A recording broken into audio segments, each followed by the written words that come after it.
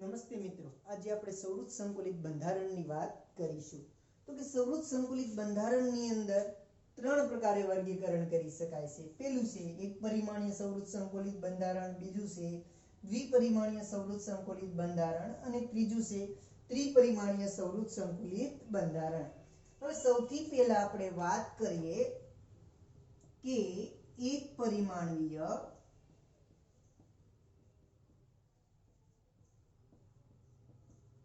સૌરુત સંકુલિત બંધારણ.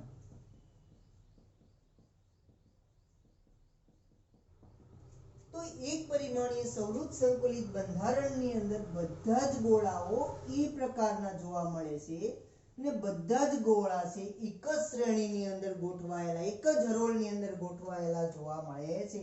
બધા જ ગોળાના કદ એ પ્રકારના જોવા મળે છે. એક પરિમાણીય સૌરુત સંકુલિત બંધારણની અંદર બધા જ ગોળાના કદ એક સમાન અને બધા જ ગોળા છે એક જ હરોળની અંદર ગોઠવાયેલા જોવા મળે છે. જેની અંદર કોઈ પણ એક ગોળો લેવામાં આવે તો એ ગોળો છે અન્ય બે ગોળાના સંપર્કમાં રહેલો છે, બે ગોળાના કેન્દ્રના સંપર્કમાં રહેલો છે, જેને આધારે આપણે એનું સવર્ગાંકનું મૂલ્ય નક્કી કરી શકાય છે. હવે આની અંદર જોઈએ કે એક પરિમાણીય સૌરુત સંકુલિત બંધારણમાં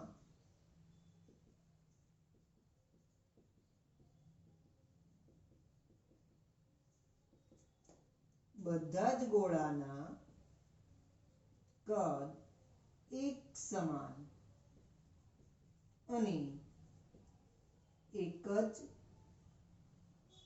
હરોળમાં ગોઠવાયેલા જોવા મળે છે. જેની અંદર આપણે એનો સવર્ગાંક જોઈએ તો એક ગોળો છે અન્ય બે ગોળાના સંપર્કમાં રહેલો છે. એના ઉપરથી આપણે કહી શકાય કે એક પરિમાણીય બંધારણની અંદર એનો સવર્ગાંકનું મૂલ્ય 2 જોવા મળે છે. જેનો આકાર આપણે નક્કી કરવો હોય તો કરી શકાય કે એક પરિમાણીય બંધારણની અંદર એનો રેખીય આકાર જોવા મળે છે. હવે વાત કરીએ દ્વિપરિમાણીય સૌરુત સંકુલિત બંધારણની.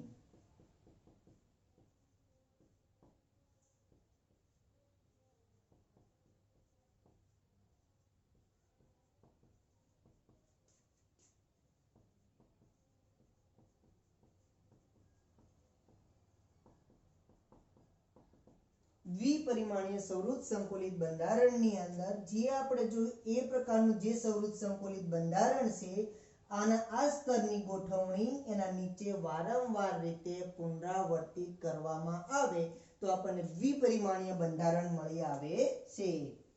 આ જોઈએ આપણે દ્વિપરિમાણીય સૌરુત સંકુલિત બંધારણ, જેની અંદર બધા જ ગોળાના કદ એ પ્રકારના જોવા મળે છે ને બધા જ ગોળા એક સમાન જોવા મળે છે, જે એકબીજાની ઉપર નીચે ગોઠવાયેલા જોવા મળે છે. તો આ બંધારણને કહી શકાય આપણે દ્વિપરિમાણીય બંધારણ, જેની અંદર બધા જ ગોળાની જે શ્રેણી છે તે આપણને એ પ્રકારની જોવા મળે છે. એક શ્રેણીની નીચે સંપૂર્ણ રીતે બંધ બેસતી બીજી એ પ્રકારના ગોળાની શ્રેણી વારંવાર રીતે પુનરાવર્તિત થાય છે. હવે આપણે એની અંદર નક્કી કરીએ સવર્ગાંક.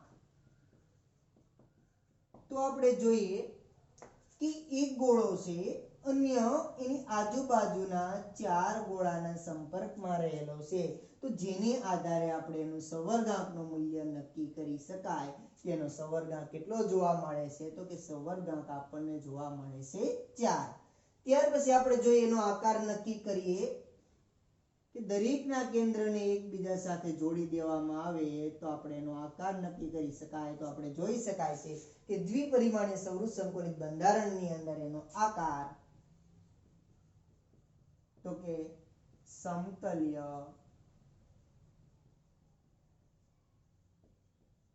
સમચોરસ પ્રકારનો આપણને આકાર જોવા મળે છે. હવે ધારો કે દ્વિપરિમાણીય બંધારણની અંદર જ્યાં ગોળા ગોઠવાયેલા છે જેની શ્રેણી છે જેના આંતરાલ્ય સ્થાનની અંદર નાના કદના બી પ્રકારના ગોળાને ગોઠવણી કરવામાં આવે તો એની અંદર એના સવર્ગાંક અને આકારમાં શું ફેર પડે છે તો એની આપણે થોડીક માહિતી લઈએ.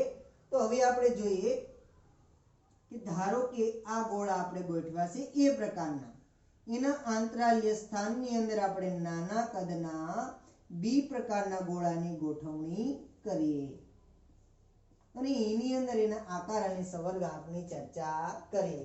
ધારો કે આ શ્રેણી છે એ પ્રકારની, આ શ્રેણી છે બી પ્રકારની, આ શ્રેણી છે એ પ્રકારની અને આ શ્રેણી આપણને જોવા મળે છે બી પ્રકારની જોવા મળે છે.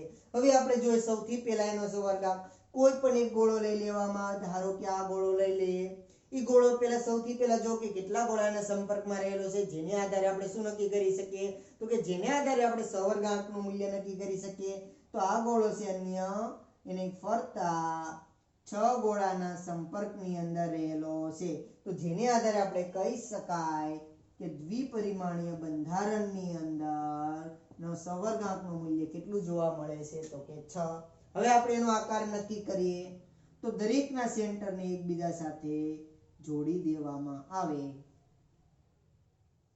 તો આપણે જોઈશું કે એનો ષષ્કોણ ટાઈપનું બંધારણ જોવા મળે છે, જેની અંદર ષષ્કોણ ટાઈપનું બંધારણ આકાર જોવા મળે છે. કયા બંધારણની આપણે વાત કરી, તો કે દ્વિપરિમાણીય સૌરુષ્ટ સંકુલિત બંધારણની આપણે વાત કરી, જેની અંદર બે પ્રકારે આપણે ગોળાની ગોઠવણી કરી શકાય છે અને ગોળાની ગોઠવણીને આધારે આપણે એનો સંવર્ગાંક અને એનો આકાર નક્કી કરી શકાય છે. ત્યાર પછી આગળ આપણે જોઈએ ત્રિપરિમાણીય સૌરુષ્ટ સંકુલિત બંધારણ.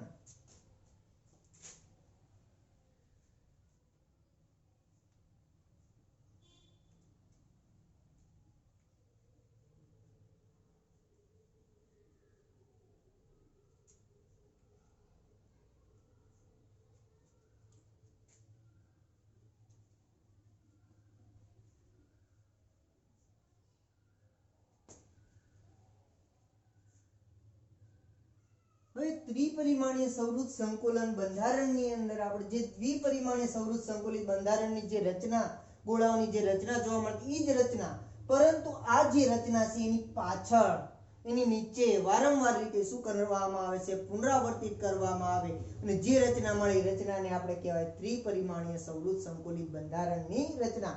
જ્યાં તમને રચના જોવા મળે છે દ્વિપરિમાણીય બંધારણની, આ ગોળા એકબીજાની નીચે ગોઠવાય. હવે આ જે આખું સ્તર છે એને એની પાછળ શું કરવામાં આવે, પુનરાવર્તિત કરવામાં આવે તો જે રચના મળે એ રચનાને કઈ રચના કહેવાય, ત્રિપરિમાણીય સૌરુષ્ટ સંકુલિત બંધારણની રચના તરીકે ઓળખવામાં આવે છે. હવે આ ત્રિપરિમાણીય સૌરુષ્ટ સંકુલિત રચનાના બે પ્રકાર પડે છે. પહેલો પ્રકાર પડે છે બીજા સ્તર પર પ્રથમ સ્તરની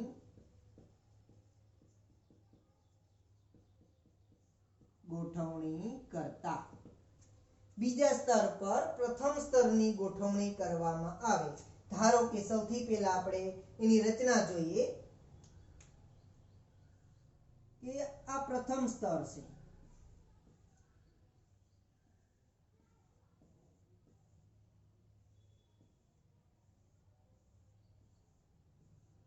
હવે આના ઉપર બીજું કોઈ સ્તર ની ગોઠવણી કરવામાં આવે. આ સ્તરને આપણે કહી દઈએ એ પ્રકારનું સ્તર. એના ઉપર બીજા કોઈ પણ એક સ્તરની ગોઠવણી કરવામાં આવે. ધારો કે આપણે એના ઉપર આ બીજા એક સ્તરની ગોઠવણી કરી, આ સ્તરને આપણે કહી દઈએ તો કે બી પ્રકારનું સ્તર.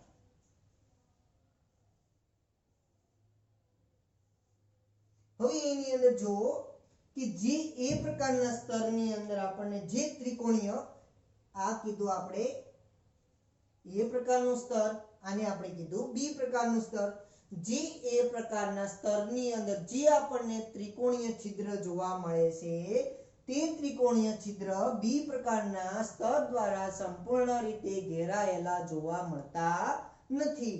હવે આપણે જોઈએ કે એ પ્રકારના જે સ્તર છે જેની અંદર જે સમચતુષ્ફલકીય છિદ્ર, જે ત્રણ સ્તર એકબીજા સાથે જોડાયેલું કેન્દ્ર છે એના ઉપર બી પ્રકારના સ્તરનો જે ગોળો છે એ ગોઠવાયેલો જોવા મળે છે, જેને આધારે એનો આકાર સમચતુષ્ફલકીય પ્રકારના બંધારણની રચના કરી શકાય છે.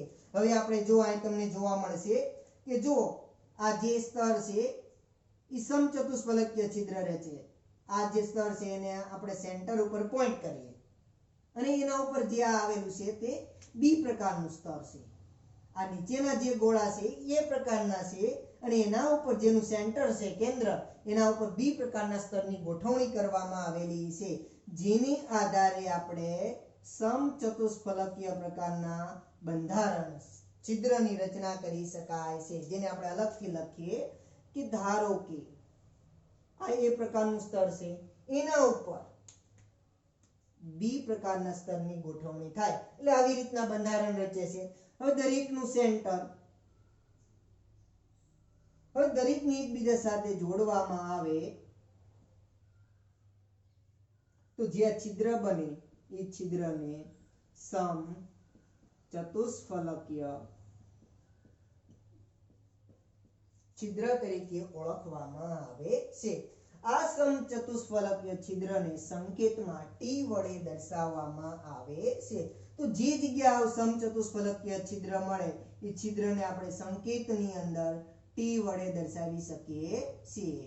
બરોબર. આ જે છિદ્ર બની છિદ્રને આપણે સંકેતમાં કેના વડે દર્શાવીશું? ટી વડે. અને જે છિદ્ર બની છિદ્રને કયું છિદ્ર કહેવાય? તો કે સમચતુષ્ફલકીય છિદ્ર તરીકે ઓળખવામાં આવે છે. હવે એની અંદર જો બીજા છિદ્રની પણ રચના જોવા મળે છે કે આ સ્તરની ઉપર જે બીજા સ્તરની આપણે ગોઠવણી કરી છે, જેની ગોઠવણી આપણને જોવા મળે છે આ રીતની જોવા મળે છે. આ એક સ્તર જેના ઉપર બી પ્રકારના સ્તરની આવી રીતના એ પ્રકારના સ્તરની જે આપણને એ પ્રકારનું છિદ્ર જોવા મળે છે એના જેવા જ બે છિદ્રની ગોઠવણી થયેલી જોવા મળે છે, જે એકબીજાના જેના શિરોલંબ બિંદુ છે એકબીજાની વિરુદ્ધ દિશાની અંદર ગોઠવાયેલા જોવા મળે છે. હવે ધારો કે દરેકના છિદ્રને એકબીજા સાથે જોડવામાં આવે તો દરેકનું આ સેન્ટર છે, દરેક ગોળાનું આ સેન્ટર. હવે દરેકને એકબીજા સાથે જોડવામાં આવે તો આપણે એની અંદર એનો બંધારણ આકાર આપણે જોઈ શકીએ છીએ. તો આની અંદર આપણે જોવા મળે છે કે અષ્ટફલકીય પ્રકારનો છિદ્રની રચના થાય છે. કેવા છિદ્રની રચના થાય છે? અષ્ટફલકીય છિદ્રની રચના જોવા મળે છે. આ અષ્ટફલકીય છિદ્રને સંકેતની અંદર O વડે દર્શાવવામાં આવે છે. તો જ્યાં જ્યાં આવું અષ્ટફલકીય છિદ્ર બને છે એ અષ્ટફલકીય છિદ્રને આપણે સંકેતમાં કેના વડે દર્શાવીશું? O વડે દર્શાવવામાં આવે છે. આ બધી જગ્યાએ અષ્ટફલકીય છિદ્ર બને છે અને એ અષ્ટફલકીય છિદ્રને આપણે સંકેતમાં O વડે દર્શાવીશું. સમચતુષ્ફલકીય છિદ્ર કરતા અષ્ટફલકીય છિદ્રની અંદર આની સંખ્યા કેવી જોવા મળે છે? બમણી. અથવા તો અષ્ટફલકીય છિદ્રની અંદર બે સમચતુષ્ફલકીય છિદ્રોની ગોઠવણી થયેલી છે, જેના શિરોલંબ છે એકબીજાની વિરુદ્ધ દિશામાં ગોઠવાયેલા જોવા મળે છે. હવે આગળ આપણે જોઈએ કે આની અંદર રહેલા પરમાણુઓની સંખ્યા. હવે આપણે જોઈએ કે બીજા સ્તર પર પ્રથમ સ્તરની ગોઠવણી કરીએ તેની અંદર રહેલા પરમાણુઓની સંખ્યા. કે સૌથી પહેલા કે બીજા સ્તર પર પ્રથમ સ્તરની ગોઠવણી કરીએ એના ઉપર રહેલા પરમાણુ અથવા તો ગોળાઓની સંખ્યા. તો આપણે કહી શકાય કે એની અંદર ગોળાઓની સંખ્યા આપણને કેટલી જોવા મળે છે? તો કે n. તમે નજર કરી શકો ઘણા બધા ગોળા, તો આપણે કેટલા કહીશું? n. હવે આ ગોળાઓની અંદર જોવા મળતા સમચતુષ્ફલકીય છિદ્રની સંખ્યા. હવે તો આપણને સમચતુષ્ફલકીય છિદ્ર પણ ઘણા બધા જોવા મળે, તો એની અંદર આપણે કહી શકાય કે સમચતુષ્ફલકીય છિદ્રની સંખ્યા પણ કેટલી જોવા મળે છે? n. હવે આપણે જોઈએ કે એની અંદર જોવા મળતા અષ્ટફલકીય છિદ્રની સંખ્યા. હવે આપણે જોઈએ કે બે સમચતુષ્ફલકીય છિદ્ર એકબીજા સાથે જોડાય, એના શિરોલંબ એકબીજાની વિરુદ્ધ દિશામાં ગોઠવાયેલા હોય ત્યારે અષ્ટફલકીય છિદ્રની રચના થાય છે. તો આપણે કહી શકાય કે અષ્ટફલકીય છિદ્રની સંખ્યા કેટલી જોવા મળે છે? 2n જેટલી જોવા મળે છે. બીજા સ્તર પર પ્રથમ સ્તરની ગોઠવણી કરવામાં આવે એની અંદર ગોળાની સંખ્યા કેટલી જોવા મળે છે? તો કે n. સમચતુષ્ફલકીય છિદ્રની સંખ્યા કેટલી જોવા મળે છે? તો કે એ પણ n. અને અષ્ટફલકીય છિદ્રની સંખ્યા કેટલી જોવા મળે છે? તો કે 2n જેટલી જોવા મળે છે. હવે આપણે આગળ જોઈએ કે બીજા સ્તર પર આપણે પ્રથમ સ્તરની ગોઠવણી કરી. હવે આગળ જોઈએ બીજા સ્તર પર ત્રીજા સ્તરની ગોઠવણી કરતા.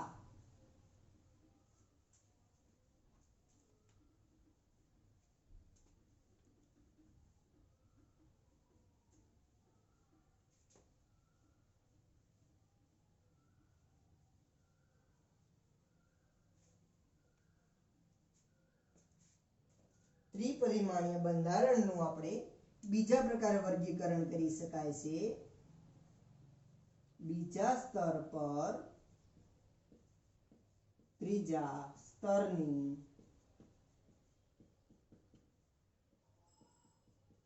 ગોઠવણી કરતા. તો આગળ એને બે પ્રકારે વર્ગીકૃત કરી શકાય છે. પહેલું છે સમ ચતુષ્ફલકીય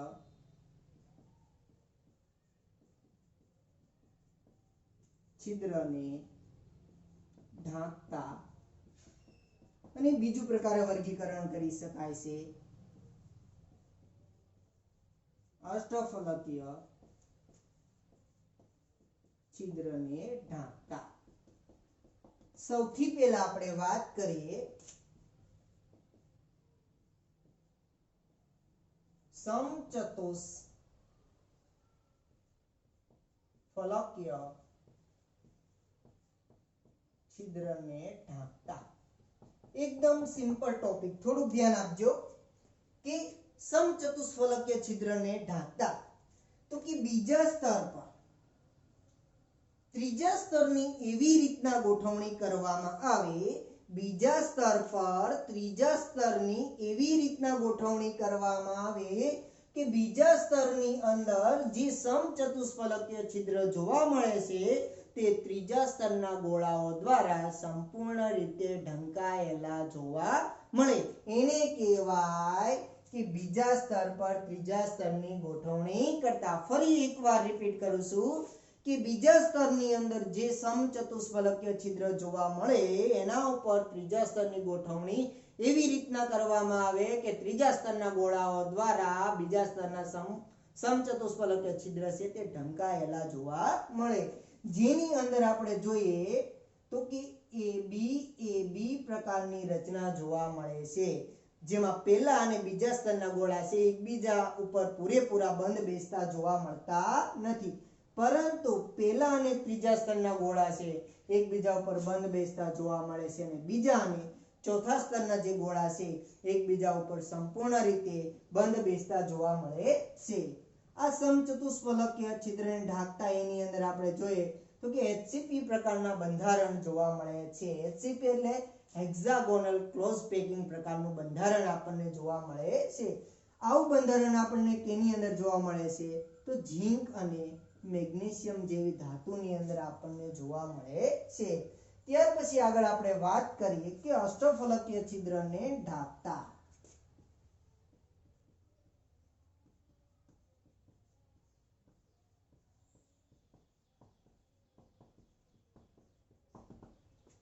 હવે આગળ જોઈએ કે અષ્ટફલકીય છિદ્રને ઢાંકતા. સૌથી પહેલા સમજો કે બીજા સ્તરની અંદર ત્રીજા સ્તરની ગોઠવણી કરવામાં આવે એની અંદર કોને ઢાંકતા? અષ્ટફલકીય છિદ્રને ઢાંકતા. તો કહી શકાય કે બીજા સ્તરમાં જે અષ્ટફલકીય છિદ્ર જોવા મળે છે તેના ઉપર ત્રીજા સ્તરની ગોઠવણી એવી રીતની કરવામાં આવે કે બીજા સ્તરના જે અષ્ટફલકીય છિદ્ર છે તે ત્રીજા સ્તરના ગોળાઓ દ્વારા સંપૂર્ણ રીતે ઢંકાયેલા જોવા મળે. એની અંદર આપણે જોઈએ તો કે આપણને ABC પ્રકારની રચના જોવા મળે છે, જેની અંદર પહેલા અને બીજા સ્તરના જે ગોળા છે તે ત્રીજા સ્તરના ગોળાઓ સાથે સંપૂર્ણ રીતે બંધ બેસતા જોવા મળતા નથી, પરંતુ પહેલા સ્તરના ગોળા અને ચોથા સ્તરના ગોળા છે જે એકબીજા ઉપર સંપૂર્ણ રીતે બંધ બેસતા જોવા મળે છે. જેની અંદર આપણે બંધારણની વાત કરીએ તો એની અંદર CCP અને FCC પ્રકારના બંધારણની રચના જોવા મળે છે. CCP બંધારણ એટલે આપણે કહી શકાય CCP બંધારણ એટલે કે ક્યુબિક ક્લોઝ પેકિંગ બંધારણ અને એફસીસી બંધારણ એટલે આપણે કહી શકાય ફેસ સેન્ટર ક્યુબિક પ્રકારનું બંધારણ. હવે આ અષ્ટફલકીય છિદ્રની અંદર આપણે જોઈએ કે ગોળાઓ દ્વારા 74% જેટલો ભાગ એની અંદર રોકાયેલો જોવા મળે છે, જેની અંદર એક ગોળો છે તે અન્ય 12 ગોળાના સંપર્કમાં રહેલો હોવાને કારણે આપણે એનો સંવર્ગ આંકનું મૂલ્ય નક્કી કરીએ તો એનો સંવર્ગ આંક આપણને 12 જોવા મળે છે. અને આવું બંધારણ કેની અંદર જોવા મળે તો કોપર અને સિલ્વર જેવી ધાતુની અંદર આવું બંધારણ આપણને જોવા મળે છે. આ લેક્ચરની અંદર આપણે આટલું રાખીશું. બાકીનું આગળ આપણે જોઈશું નેક્સ્ટ લેક્ચરની અંદર. Thank you.